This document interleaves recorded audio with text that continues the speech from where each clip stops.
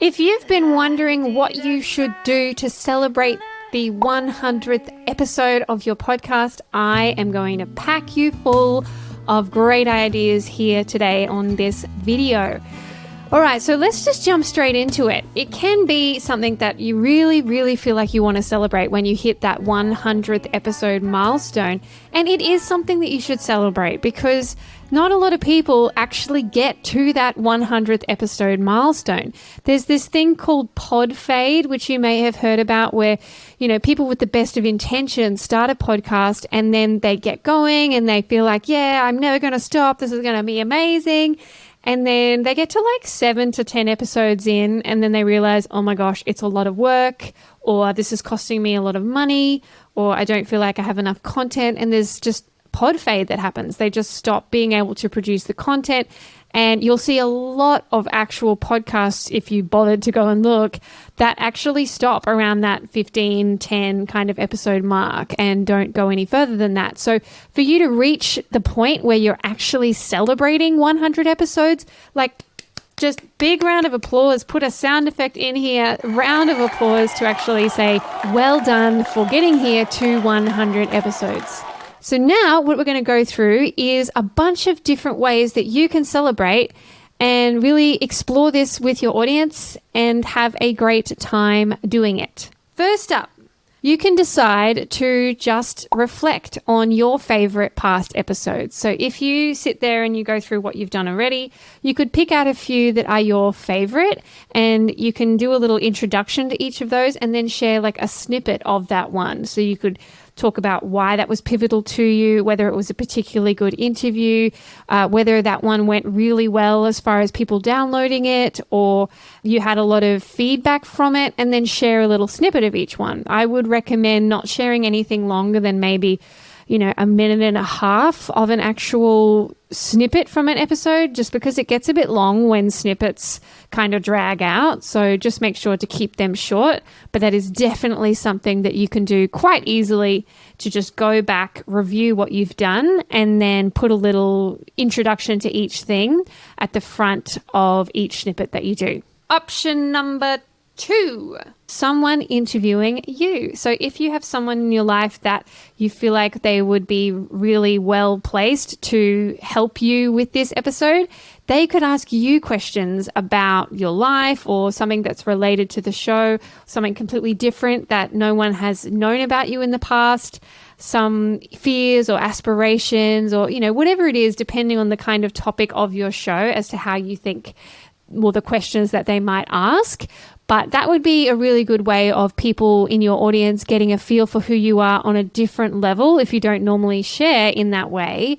Having someone else interview you and talk about yourself, because it is odd sometimes to just talk about yourself randomly with no one asking you questions, especially if that's not the way your podcast is set up. Definitely give that one a go. They go really well. And it also just makes you feel nice being interviewed if you're not used to it. Next one is a giveaway or some sort of celebration that you talk about prior to the launch of the 100th episode to give people a bit of a heads up that you've got something coming. And so in the 100th episode, you actually do the giveaway, you pull out the whatever it is and you get the winner of that. So that generally takes a little bit of work and you've got to decide what you're going to give away, whether it's something relating to the show, if you've got merchandise or hampers, or if you're doing a collaboration with a brand, you could do that. But this is a great way to get some community engagement and involvement too, because it gets them thinking about your show and submitting to the giveaway. Normally there's aspects of the giveaway that they have to sign up for. So it's something that you're asking them to do as a result of the giveaway. So that could just be, if you have an image of the podcast logo and they have to share that on socials and share it with 3 people, or they have the opportunity to leave you a message, and we'll go through that one on the next option as well. But if they leave you a message, then they can go into the draw for the giveaway. It's up to you. There's lots of different ways to orchestrate a giveaway, but having an episode where you're kind of telling people who the winner is, and you could even feature that person on, you could interview them, why they love the show, that kind of thing is a cool way to do something different, but it does require that you put a little bit of effort into it beforehand. I would probably say maybe 4 to 6 weeks beforehand. If you know your 100th episode is going to be coming up and you want to run a giveaway, then you got to get your ducks in a row and decide how you're going to run that giveaway. In the previous one I just spoke about there was the option for people to leave you a message. And I love this one. And we've had clients do this before where you, in the lead up to the 100th episode, probably about 3 weeks out, you prompt people to go to a site, and we recommend just using SpeakPipe. They go to a link on your website, they can leave you a voice message, and then you will say, you have a chance to be featured in my 100th episode. It's a really cool way of getting feedback from people, feeling like they're a part of the show.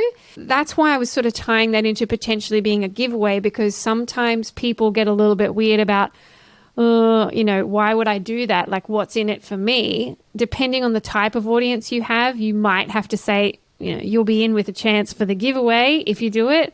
Or some people are just like, I will do it anyway because I love this show. Like, you'll have raving fans that will just do it anyway. But it is definitely a really cool option. If it's something that you're thinking about engaging with your audience more, then this is a really cool way to do that.